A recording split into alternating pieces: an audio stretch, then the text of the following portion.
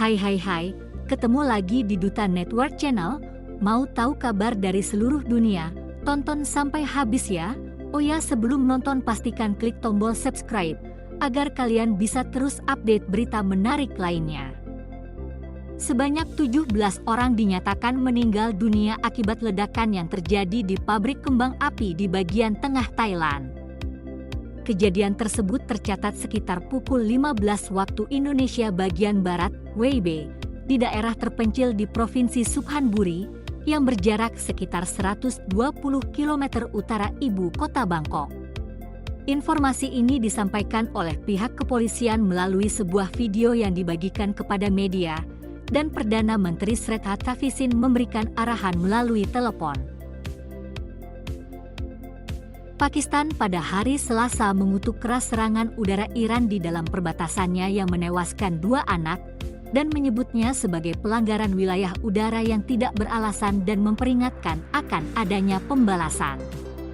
Iran mengatakan pihaknya menggunakan serangan rudal dan drone yang presisi untuk menghancurkan 2 benteng kelompok militan Sunni Jaish al-Adl yang dikenal di Iran sebagai Jaish al-Dulm di daerah Khohesabs di Provinsi Balochistan Barat Daya Pakistan, menurut kepada kantor berita Tasnim yang merupakan afiliasi pemerintah Iran.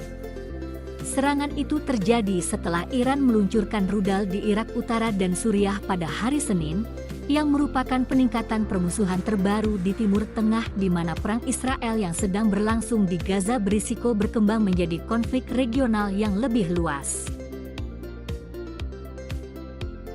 Populasi Tiongkok mengalami penurunan selama 2 tahun berturut-turut pada tahun 2023, seiring dengan rendahnya rekor angka kelahiran dan gelombang kematian akibat COVID-19 ketika berakhirnya lockdown yang ketat. Hal ini mempercepat penurunan populasi yang akan berdampak besar pada potensi pertumbuhan ekonomi dalam jangka panjang. Biro Statistik Nasional menyatakan jumlah total penduduk Tiongkok turun 2,08 juta atau 0,15% menjadi 1,409 miliar pada tahun 2023. Jumlah tersebut jauh di atas penurunan populasi sebanyak 850.000 pada tahun 2022, yang merupakan penurunan pertama sejak tahun 1961 pada masa Perang Besar dan Kelaparan di era Mao Zedong. Pengacara mantan Gubernur Papua Lukas NMB dan Stefanus Roy Rening dituntut 5 tahun penjara dalam kasus dugaan merintangi penyidikan KPK terkait kasus korupsi Lukas. Roy pun mengajukan nota pembelaan atau pleidoy atas tuntutan tersebut. Setelah mendengarkan tuntutan jaksa penuntut umum, saya sebagai terdakwa akan menyampaikan sendiri pleidoy saya secara pribadi dan nanti tim penasihat hukum saya juga punya pleidoy sendiri, kata Stefanus Roy Rening dalam persidangan di PN Tipikor Jakarta. PT Pertamina menggandeng PT Toyota Motor Manufacturing Indonesia untuk mengembangkan ekosistem kendaraan berbahan bakar hidrogen.